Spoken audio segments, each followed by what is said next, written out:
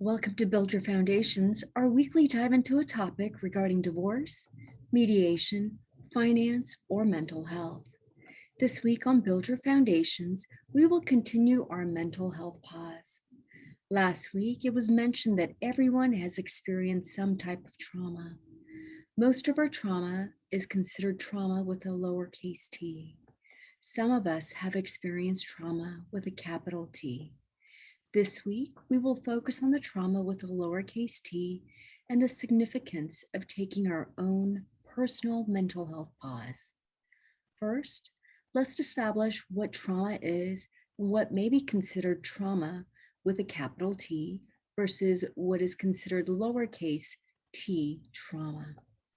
Trauma is generally understood as an event in our lives that causes distress outside of our normal day-to-day experience, an event which we give significance to and outside of our ability to cope. Our emotions may feel overwhelmed, and we may even block these memories out as a self-protective coping mechanism. There are many examples of trauma. Experiencing sexual assault, molestation, domestic violence, or murder may be categorized as capital T trauma. Many of us, thankfully, have not experienced these traumas, and along with it, the psychological effects as a result, such as PTSD.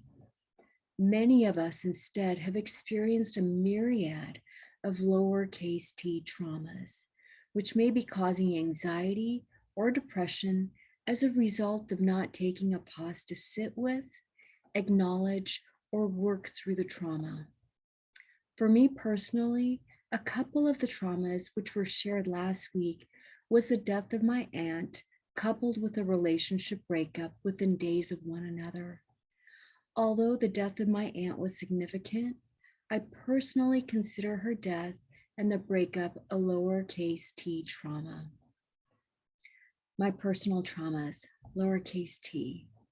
Today, I will share with you a couple of other little t traumas which I have experienced and have impacted my life from childhood into adulthood.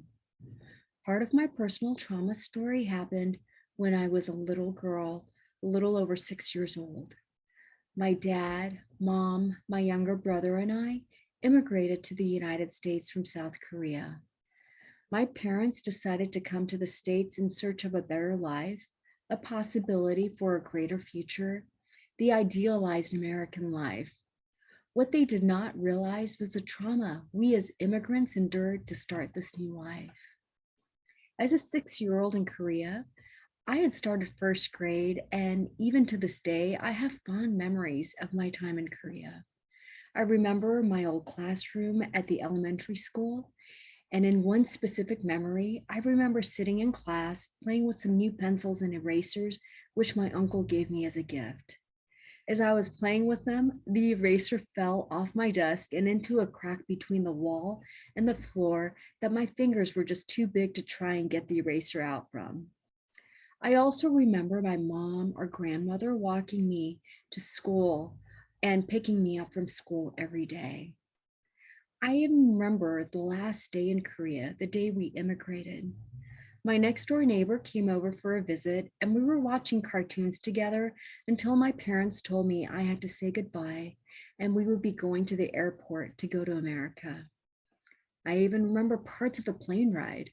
My family had a row of seats towards the back of the plane next to the window, and I remember my parents and my brother sleeping while I peeked out the windows and saw clouds in the sky, which I thought looked like angels. When we landed in Los Angeles, we went to my dad's sister's home. She and her husband graciously invited our family into their home to stay with them until we found a place of our own. This was the aunt who I mentioned earlier, passed after being struck by a van. My aunt's house was different from our home in Korea. It was huge, and there were 2 stories with all the bedrooms upstairs and shared living space downstairs. Our house in Korea was a combination of indoor and outdoor living combined. All the bedrooms were connected by a small outdoor courtyard, and not by hallways. Even the bathroom was connected by the courtyard.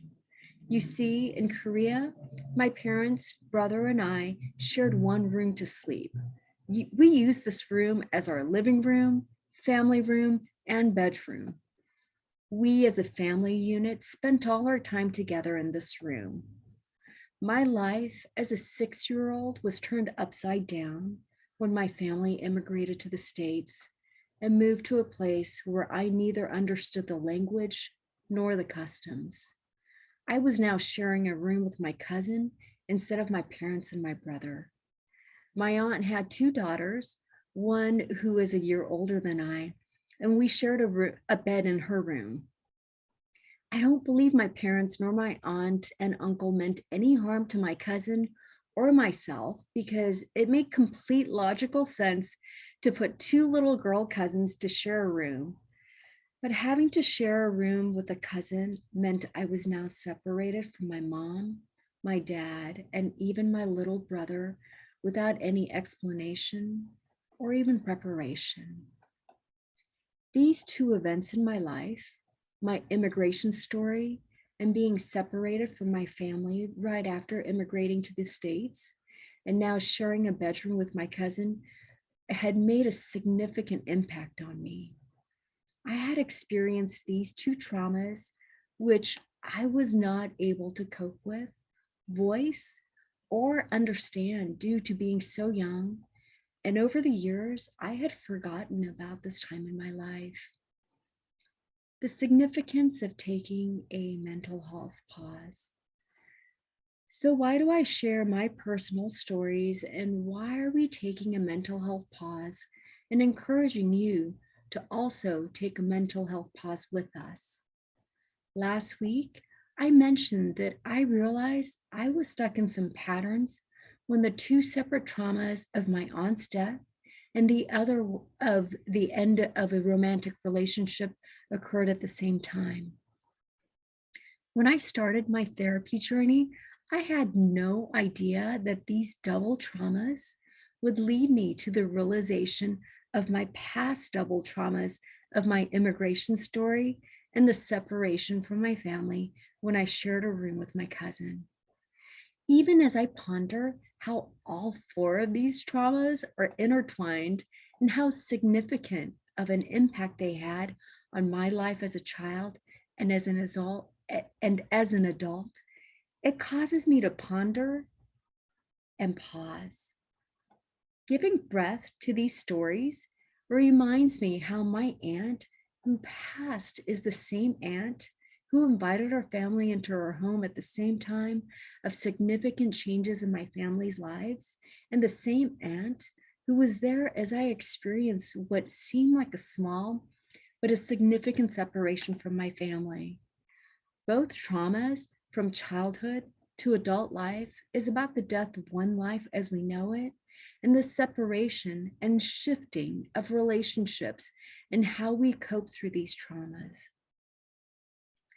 My experience as a 6 year old had created patterns in my life, which I did not realize was having a significant and at times negative impact in my life and how I related to people. The double trauma I experienced as a 44-year-old has caused me to dig deep and remember the story of a little girl who also experienced double trauma and was not given a voice to share the overwhelm and to have help in coping with the changes that she was experiencing, but now gets a chance to be acknowledged and to heal. In the Bible, it says that we are fearfully and wonderfully made. Even in writing this and reflecting, I am reminded that we are truly fearfully and wonderfully created. The generosity and grace my aunt imparted to our family in our immigration was enormous. To invite an entire family to take up your home and to have free reign is above and beyond. And I now am recognizing that when I was unable to stop the tears 3 Aprils ago, it was not just due to a breakup of a relationship, but the loss of a family member who had such an enormous impact on my childhood. How, after almost 40 years, my body and mind chose these two traumas to allow two past traumas to be revealed and worked on is incredible. My trauma story is unique to me, but everyone has a story unique only to you. And you are the only one who can create a space to pause and sit and reflect and heal. We are the only ones who can give oxygen to our stories and work towards the healing, even to healing you are not yet aware of. The years of weekly therapy was not easy, but it was so needful for me. I know that the woman who started therapy is not the same woman I am today. The gift of being able to work through some of the trauma in my life has been freeing to my mind, soul, and even my physical body. I hope that my story will encourage you to pause and reflect and even take the very brave steps towards healing. At Build Your Foundations, we want to continue to support you as best as we can if you choose to take the steps towards healing mentally, physically, and even spiritually. Please reach out to us if we may be able to help provide any guidance or referrals. Next week, trauma with a capital T. We hope that you will join us and be a part of our conversation. If you would like to speak to someone or get connected with a therapist who may be able to help guide you in open dialogue towards breaking patterns or acknowledging any trauma you may have faced, please reach out to us. We want to create a safe and inviting space for all who would like to take the brave steps towards healing. Also, if you are considering separation or divorce or have any questions on what we talked about today, please reach out to us and schedule a free consultation. We would love to connect with you. Link and contact info are in the bio. And even if you're not in the state of Washington or in the Seattle area, please contact us. We work with colleagues across the US who may be able to help you. Also, please share this post or tag someone if this speaks to you personally or if it may benefit someone else. And lastly, if there is a topic that you would like us to discuss on a future episode, please DM us. Thank you and see you next week on Build Your Foundations.